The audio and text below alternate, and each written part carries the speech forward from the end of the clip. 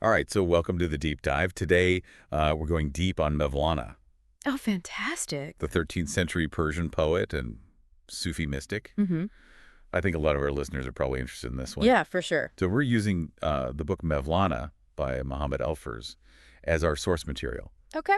And it's kind of unique because it's basically a travelogue Interesting. retracing his life journey through modern Afghanistan, Iran, and Turkey. Wow. So it's like following in his footsteps. Yeah, exactly. That's pretty cool. And it's so interesting because, like, you think of Mevlana and you think Turkey. Right. But he wasn't actually born there. He was Yeah. born in Balkh, which is this tiny little village in Afghanistan. Really? And it's got this crazy history that touches, like, Alexander the Great, Zoroastrianism, Buddhism. Oh, wow. It's amazing. I mean, it makes sense, though, right? Like, when you think about that region, Right. it's such a crossroads of cultures and influences. I mean, you can really see how that would shape someone's worldview. Absolutely. And the book really brings that to life Yeah. with these vivid descriptions of Balkh and, the surrounding areas. It's like stepping back in time. You know, that actually makes me think about something the book touches on. Eh? The debate about Mevlana's ethnicity. Oh, yeah. That's a whole other layer. Right. Like, he's claimed by so many different groups. The Turkoman people, Uzbeks, Tajiks. Right. Like, everyone wants a piece of Mevlana. It speaks to how his message really transcends those kinds of boundaries, you know? Totally. And the book has this great story Yeah. about the author meeting these two Turkoman wrestlers, Oh, yeah. I remember that. Hakim and Shabazz. What were their names again? Yeah, Hakim and Shabazz. Okay. And they're like adamant that Mevlana was Turkoman. Really? Yeah. And they're so proud of their heritage. I bet. Like one of them even claims he was born on horseback. Wow. Really? I know. It's crazy. Well, I guess that makes sense if they're nomadic people, right? I guess so. It shows you how deeply their identity is tied to their lifestyle. And it's interesting because they see Mevlana's emphasis on freedom as like a reflection of that Turkoman spirit. I can see that. But the book also acknowledges Yeah. that there's no real consensus Right. on Mevlana's ethnicity. I mean, how could there be? Exactly. It's such a complex mix of cultures in that region. It's fascinating to think about how all those different influences came together. It really is. And then there's his family. Oh, right. His father. Yeah, Bahaldeen. Now, he was a pretty important figure too, right? Oh, absolutely. Okay. He was a respected scholar, but he wasn't afraid to ruffle some feathers. What do you mean? Well, he was very critical of the ruling powers, Really? Yeah. He called out their lack of knowledge, their political maneuvering, their failure to serve the people. Oh, wow. He sounds like a pretty outspoken guy. He was. Yeah. And it actually got him into a lot of trouble. Oh, no. Yeah. They had to flee Barch because of the conflicts with the authorities. That's intense. I mean, it makes you think Right. about how speaking truth to power is, well, it can be pretty risky. And timeless, right. I mean, this was happening centuries ago, and we still see it today. Yeah, for sure. And the book really highlights that parallel. Wow. So they had to embark on this incredible journey, Oh, wow. traveling through Samarkand, Baghdad, Mecca, Damascus, Malatya. The list goes on. It's like a whirlwind tour of the Islamic world. And I'm sure it wasn't easy back then. Oh, no, definitely not. I mean, can you imagine the challenges, the distances, the dangers? And the impact all those places must have had on the young Mevlana. Right. Imagine being exposed to such a diverse range of Islamic thought and practices. It's like his worldview was constantly expanding as he moved from one place to the next. Absolutely. He was absorbing all these different perspectives, all this wisdom from various culture. And it all comes through in his work. Right. It's so eclectic, drawing from so many different sources. And speaking of eclectic, did you get to the part about the French Count? The French Count, who became a whirling dervish. No way. Yeah, Wait, a French count? it's in the book. He's buried in Istanbul at a Mevlevi lodge. That's wild. It just shows you how Mevlana's message resonates with people from all walks of life. Yeah, it's a message of love, unity, self-discovery, It's timeless. and it transcends religious boundaries. Completely. And I think one of the things the book does really well is it captures the challenges of this journey, even in the modern day. Oh, yeah, definitely. Like, it wasn't just a comfortable tourist excursion for the author. It was a demanding trek across these vast landscapes. And that makes you think about what it would have been like for Mevlana and his family centuries ago. Yeah, like they face even greater hardships, right? Absolutely. I mean, it really puts things into perspective. It does. And then we get to Konya, which is like the heart of the story. Right, that's where the whirling dervishes are. Exactly. And his father, Baha al-Din, Mm-hmm. he's invited there by the Seljuk Sultan to head a madrasa, Oh, a wow. religious school. So he was a really sought-after scholar, huh? Even the Sultan wanted him. Yeah. The Yeah. book suggests that Baha al-Din was this kind of like intellectual magnet, I can see that. attracting students and scholars from all over. Right, like he was putting Konya on the map as a center of learning. Exactly. But sadly, he died just 3 years after arriving. Oh, wow. And that's when the young Mevlana steps into his father's shoes, Okay. taking over as the head of the madrasa. So that's like a major turning point for him. Huge. Now, he's not just studying religion. Right. He's leading a whole institution. Wow, what a responsibility. And it's also the beginning of his own unique spiritual journey. Yeah, And that's where Shams of Tabriz comes in, the wandering dervish. the one who totally changes everything. You know, I've heard so much about Shams, but I'm really curious to learn more. Well, the book describes him as a wild animal, Whoa, what? which might sound strange, but it captures that kind of untamed energy he brought into Mevlana's life. Like he challenged everything, provoked people, really ignited a fire in Mevlana. That's pretty intense. It was. Their connection was so strong that Mevlana basically abandoned his students Oh, wow. to devote himself to Shams. Did that cause problems? Yeah. Major problems. Like what? I mean, his students were jealous. They felt neglected. Oh, yeah, I can imagine. They didn't understand the depth of this spiritual connection. Well, the Sufi concept of the beloved is pretty complex, right? It is. And it's easy to misinterpret. Right. Like, it's not just about romantic love. Right. It's a deeper, more spiritual connection. It's about yearning for unity with the divine, which is symbolized by the beloved. So Mevlana wasn't just abandoning his students for a friend. Right. It was much deeper than that. He was seeking something more profound, something transcendent. Exactly. And Shams was the catalyst for that search. Fascinating. And then Yeah. Shams disappears, Oh, no. vanishes without a trace. What happened? It's still a mystery. There are theories that one of Mevlana's sons might have been involved. Really? That's heavy. Yeah, it's a dark and compelling part of the story. I can imagine. And it has a huge impact on Mevlana. Like what? Well, his grief and longing for Shams, Mm-hmm. they fuel his poetry, and they inspire him to write the Masnavi. Oh, wow. The 6-volume masterpiece. I know. And the book has this amazing image Yeah. of Mevlana whirling around a pillar. Whirling. Yeah, like a dervish, Whoa. while dictating verses to his students. So he's like in a trance. Totally. It must have been incredible to witness. Yeah. The Masnavi is such a monumental, it's a spiritual guidebook for navigating the human experience. It is. It's filled with allegorical tales, mystical insights, practical advice on how to live a more fulfilling life. And it all stems from this profound connection with Shams. Yeah, it's like his love for Shams poured out into these verses. Oh, that's powerful. It is. And, Yeah. the Masnavi isn't just about personal transformation. Right. It's about love as this universal force. Hmm. Not just romantic love, but a deeper kind of love that encompasses compassion and empathy and a connection to all beings. It's about seeing the divine spark in everyone. Exactly. That's beautiful. So after Balkh, Mevlana's family travels to Mazar-e-Sharif, Oh, okay. which is built around the shrine of Ali, the fourth caliph of Islam. Oh, wow. So a major pilgrimage site. Huge. And then it's on to Mashhad in Iran, Mm-hmm. home to the tomb of Imam Reza, the 8th Shia Imam. Another incredibly holy place. Yeah. And the book describes these shrines with such detail. Really? You can almost feel the spiritual atmosphere. Wow, that's cool. And then they go to Nishapur, where they Okay. meet Farid ud-Din Attar, Wait, the great Sufi poet? the one and only. No way. Yeah. And Attar recognizes Mevlana's potential, even gives him a copy of his book, Astronomy. Oh, wow. Astronomer. Yeah, the Book of Secrets. That's amazing. Isn't it? Like, imagine being gifted a book like that by a master like Attar. I know. Talk about inspiration. It's fascinating how in Iran, the tombs of poets and writers are often places of pilgrimage, too. Really? Yeah.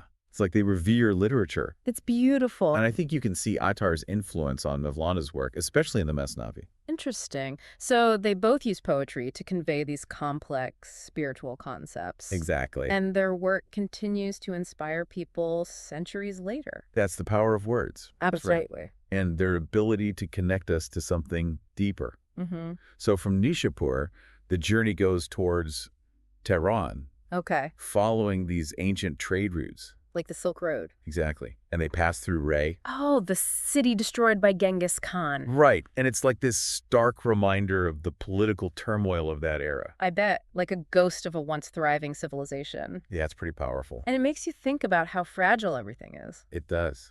And then there's Qazvin. Qazvin. It's a city with a bit of a reputation. Oh, really? Yeah.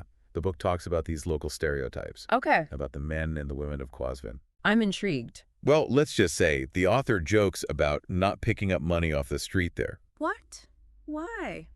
Oh, for fear of being ambushed. Oh my gosh. Yeah, right? So, like, there are stories about what happens in Qazvin. Apparently. It's a funny little anecdote, Okay. but it adds this human touch to the journey. And it makes you think about how cultural norms and perceptions can vary so widely. Absolutely. But anyway, they probably passed through Qazvin on their way to Baghdad, Right.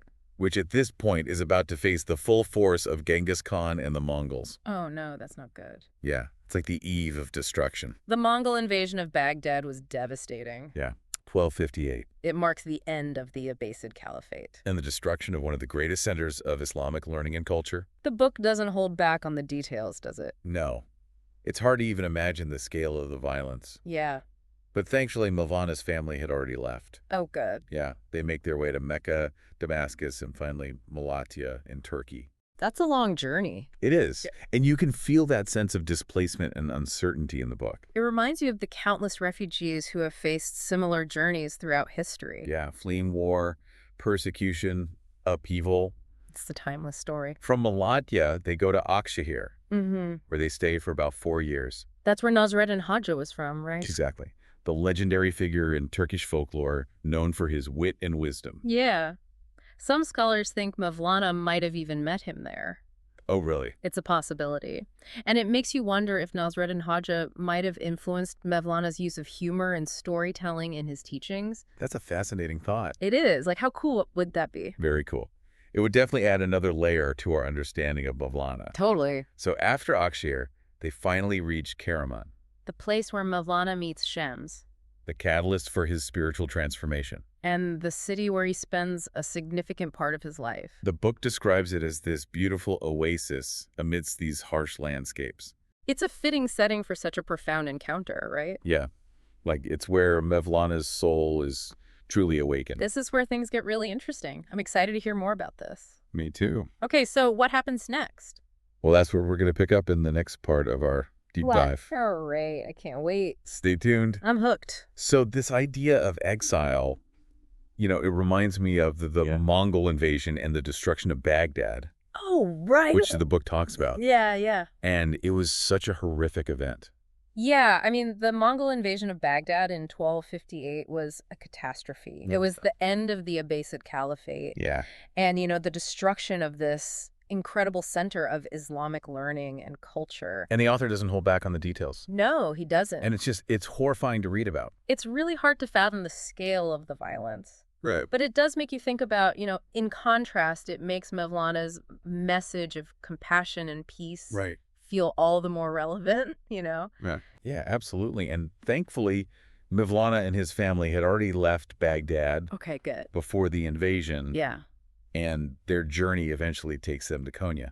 Right. Which becomes so central to his story and to the book. Yes. And it's interesting, like, the book describes Konya as still being incredibly religious even today. Like, Yeah. Mevlana is everywhere. Yeah, his presence is definitely felt. It's incredible Yeah. how much of an impact he had on that city. But going back to Mevlana's relationship with Shams of Tabriz, Okay.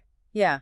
you know, the book delves into how complex that relationship was and how challenging it was. Right. And, like, his students weren't exactly thrilled No, they were not. about this new, like, influence in their teacher's life. Right. They saw Shams as an outsider. Yeah. Someone disrupting everything. Yeah. And they were jealous, I imagine. Oh, absolutely. You know, they wanted Mevlana's attention for themselves. I couldn't understand this connection, like the No. depth of this spiritual connection. Yeah. Yeah. Well, the Sufi concept of the beloved Right. is pretty complex and easy to misinterpret. It is. Yeah. And it's not about romantic love, Yeah. you know? Exactly. It's this deeper spiritual yearning. Yeah, for unity with the divine, Yeah. which is symbolized by the beloved. Exactly. So Mevlana wasn't like abandoning his students for a friend or something, right? Right. It was much deeper than that. Yeah. Yeah, it was this profound spiritual connection Yeah. that they had. Yeah. And Shams was the catalyst for that search. And then Shams disappears. And then Shams disappear. I know. It's crazy. Vanishes without a trace. Yeah. It's still a mystery. It really is. What happened to him? The book, explores the theory that one of Mevlana's sons might have been involved, Oh, wow. which is pretty intense. That's pretty dark. Yeah, it's a very compelling part of the story. I can imagine. But I think what's important is, how Shams's disappearance affected Mevlana. Yeah, and like his writing, right? Yeah, his grief and longing for Shams, it fuels his poetry. Yeah. And it inspires him to write the Masnavi. Oh, wow. So that, like, the Masnavi comes out of this, like, intense grief and longing. I think so. That's amazing. And, we were talking about that image of Mevlana whirling around a pillar while he's dictating these verses to his students. I mean, can you imagine? Like in a trance. In a trance? Totally. That's incredible. Must have been amazing to witness that. I mean, the Masnavi itself is just such a monumental work. Like, it's more than just poetry. Right. It's a guidebook for how to live your life. Yeah, allegorical tales and mystical insights. Practical advice for how to have a more fulfilling life. It really is, and it makes you think about, Yeah. what can we learn from it? Right. About the essence of Mevlana's teachings. Yeah, like if that's his most well-known work, Yeah. what does it tell us? Yeah. Well, I mean, one of the key themes in the Masnavi is the importance of love as a transformative force. Love, and not just romantic love, Right. but this universal love, this love that encompasses everything. Yeah, compassion and empathy and connection to all beings. Exact, yeah. So it's not just about, personal transformation. No. It's about recognizing the divine spark in everyone and everything around us. That's beautiful. Yeah, no, I love that. I love that idea. So this deep dive has been, wow. I feel like we're just scratching the surface, but I'm already feeling so enriched by this exploration. Me too, And it makes me want to go back and reread some of his poetry. Yeah. And really delve deeper into these mystical traditions that shaped his worldview. Yeah, yeah. And, just reflect on how those insights can help us live better lives. Yeah, and I'm also intrigued by, how the author brings in his own experiences. Yeah, like it's not just an academic analysis of Mevlana's life and teachings. It's like this personal journey of discovery. Yeah, and it's like it invites us to connect with Mevlana on a human level. Oh, like, remember when he almost burst out laughing? Oh my God, during the SEMA ceremony? Yeah. Oh, that was hilarious. It's so relatable. Yeah, like it shows that you can be in the most sacred space and still have these like unexpected human moments. Yeah. Yeah, and it makes you think about maybe Mevlana himself would chuckle at that situation. Right. Because he was known for his humor. Exactly. And playfulness. Yeah, I don't think he would have taken himself too seriously. Yeah, like spirituality doesn't always have to be so serious, Exactly. There's room for joy and laughter. Yeah, absolutely. And speaking of the SEMA ceremony, I mean, what an incredible ritual, right? I know. I'm just picturing the whirling dervishes, the music.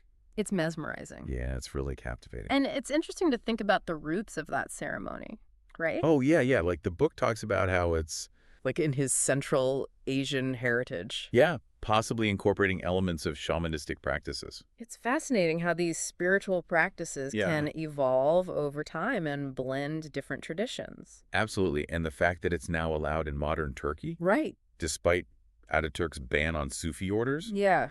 It shows how Mevlana's message has endured. It really does. It transcends these political and religious boundaries. And it speaks to that, human need for spiritual connection that we all have.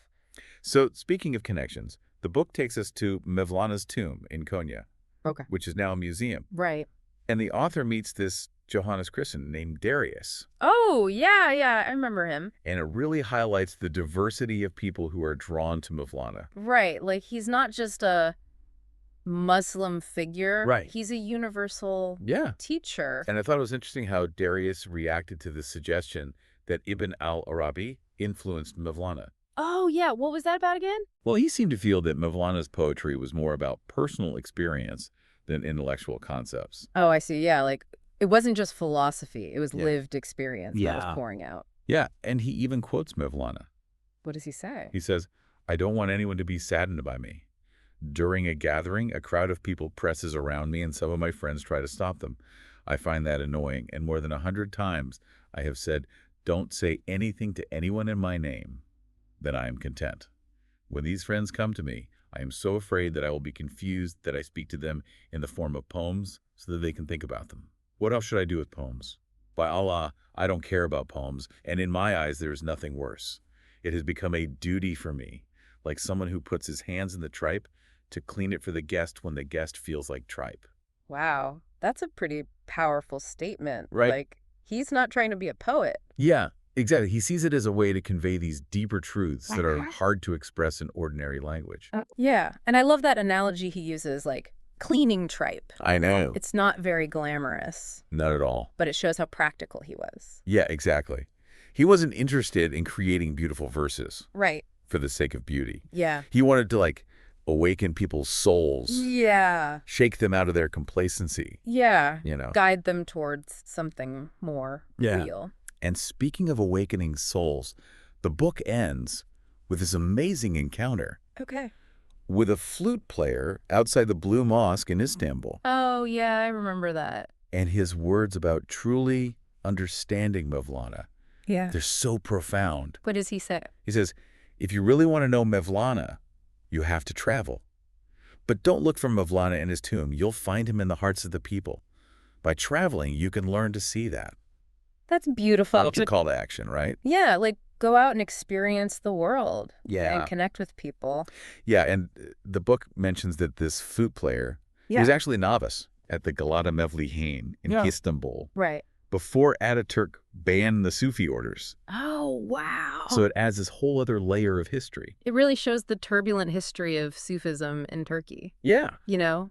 But the fact that it's experiencing a revival now Yeah. shows that Mevlana's message, Yeah.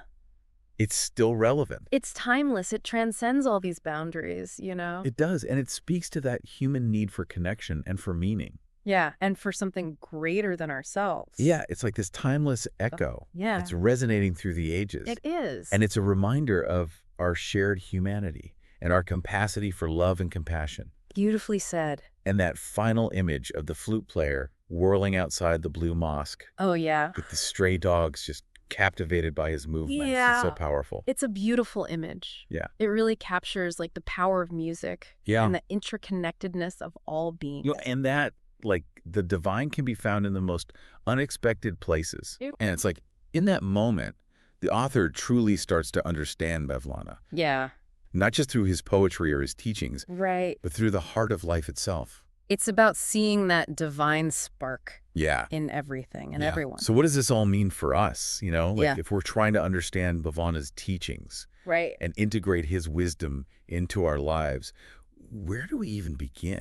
Well, I think this deep dive has given us a really good starting point, you know? Yeah. We've explored the historical context, Yeah. the spiritual influences, the personal experiences that shaped his life and his work. Right.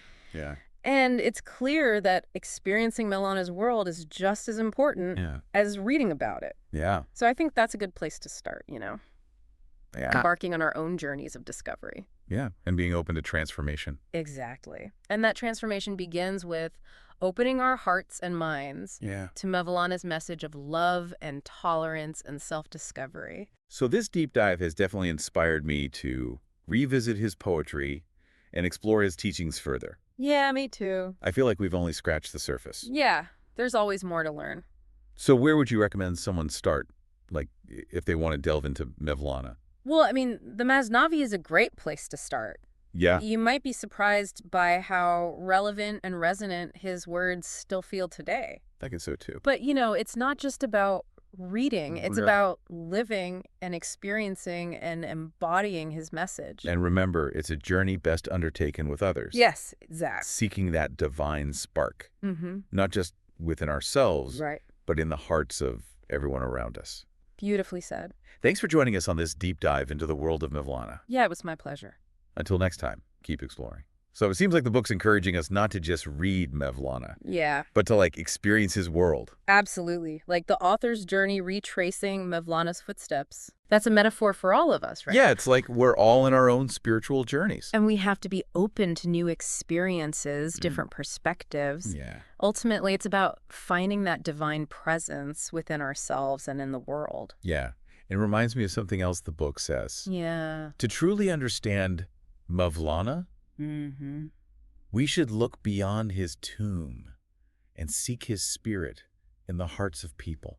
That's beautiful. Yeah, it's like, it's not just about venerating this historical figure. Right. It's about embodying his teachings Living his message, yeah. in our daily lives. And recognizing that his legacy isn't just in books or Right. shrines. Right. It's in the hearts of the people who are inspired by him.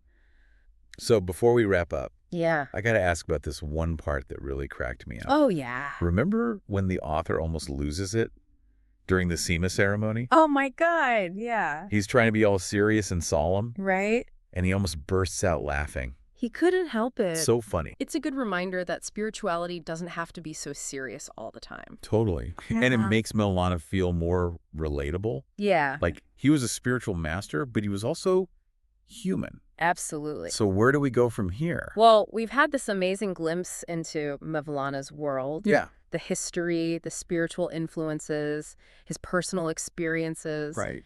And we've seen how important it is to actually experience Mevlana, Right. not just read about him. Yeah. So what's the first step? I think it starts with opening our hearts and minds to his message. That message of love, tolerance, self-discovery. And seeing the world through that lens of compassion. Exactly. So I'm definitely feeling inspired to revisit his poetry Yeah, me too. and explore his teachings further. Well, if you're looking for a starting point, Yeah.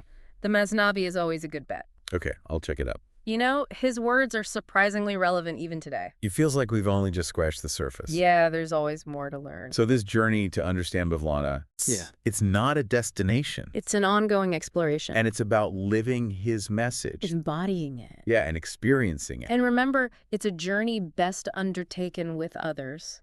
Yeah. Seeking that divine spark not just within ourselves, Right. but in everyone around us.